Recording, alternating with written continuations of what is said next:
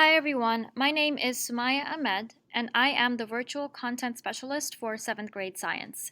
This video will review how to use digital 3D models using Lifelike and Sketchfab. So digital 3D models are beneficial for several reasons. They are great for learning and including in your science classes because they give students experiential knowledge which may not be easily accessible. They allow students to get immediate visual evidence from the 3D model. They can help in classroom demonstrations or activities while still maintaining social distancing. This is especially helpful for the situation now since some schools are back in person and they have to maintain the social distancing guidelines. So digital 3D models are a great way to do certain lab activities where students may not be able to work in groups, but they will have the model on their computer.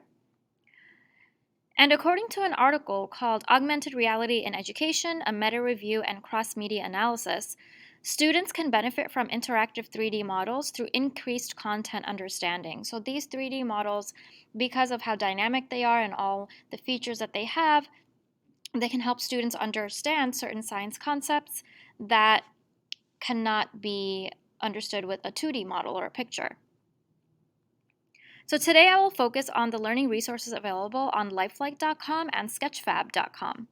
Lifelike is a great resource for educators with a wide variety of interactive 3D models and lesson plans in various subjects. So if you go to the home page, it looks like this. I already signed in. And you do need to purchase this resource. I believe they have a 14-day free trial. However, a lot of their digital 3D models are included in other applications such as Nearpod. So if you do have a Nearpod account and you want to look for a lesson with these models embedded in there, you can do that. And these models are already embedded in those Nearpod lessons. So that's another way to access this. So here I am on the home page, and as you can see, there are several topics. There's human biology, there's paleontology, then they go into physical science. They have, what a lithium-ion battery looks like, the 3D model for that. They have chemistry, they have earth and space science, astronomy, mathematics, and culture preservation. They have a lot of other topics here as well. So they have a wide variety of topics, and you can also type what you are looking for in the search bar up here. So if you type in a B, you can see it comes up with all the resources, so all the lesson plans available related to that topic, all the units related to that topic. So unfortunately, we don't have any units. There's also a library where there are more resources related to the B. And here are the options for the 3D model. So if we click this one, it gives you more information. And if you click on the 3D model, it brings you to the 3D model of the bee. Okay, and it is moving. It's very lifelike. And, as you can see, you can move it around. It is already active. This loop continues to play. And as you can see on the left, you have all the parts of the bee. So if you click on the head, it highlights on the head. If you click on the abdomen, and for this you would have to switch it around, it clicks on the abdomen. It's highlighted on the abdomen. So this is a nice feature to see the parts of the organism or of the 3D model that you are looking at. And on the bottom, you have a lot of other features as well. So if you go to Introduction, you can see there's a lot of information about this. There's the size, the average size, the lifespan, the diet, and they have more information like an introductory paragraph over here. They talk about, this paragraph talks about how they live, their diet, and how they make honey. And you can change the language. So there's a main language. You can also add a bilingual option. And if you add the bilingual option, then it comes with both English and that other language. There are related resources, so other resources related to this 3D model that you can have students explore once they're done or as an extension. There is the share feature, so you can take a screenshot You can copy the link and share that to students. As you can see, you can embed it into Google Classroom, Microsoft Teams. You can generate a code, and so on. Over here, this is interesting because this is the augmented reality feature. And if you click on it, it turns on your camera.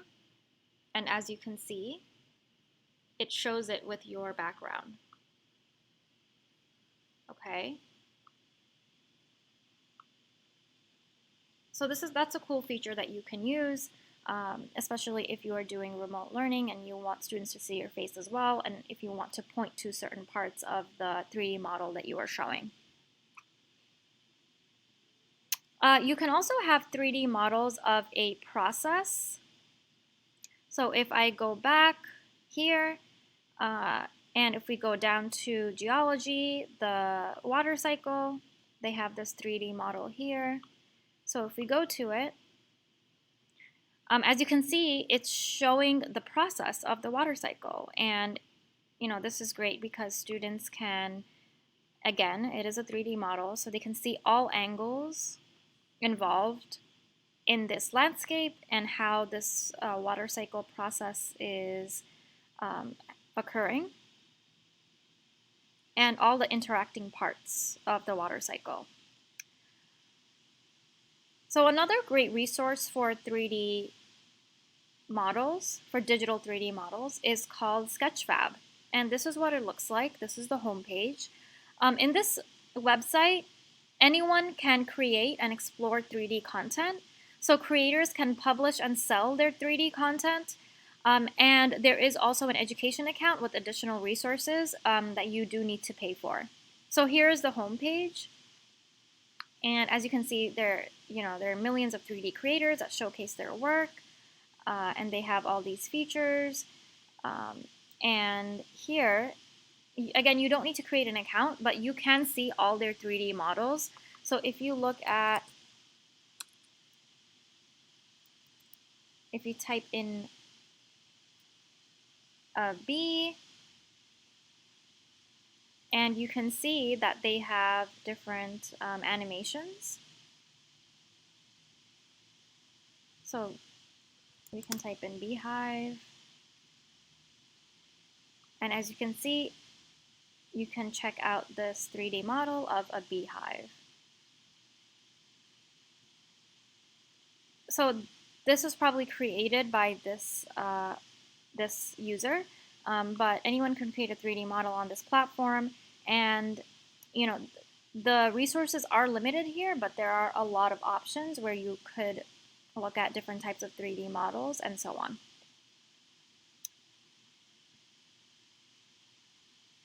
And then you can also share the link with the students if you want them to just check out this beehive.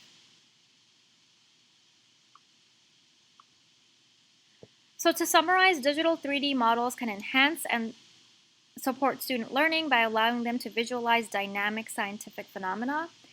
It can transport students anywhere, have visual access to objects or processes which would otherwise be impossible to visualize.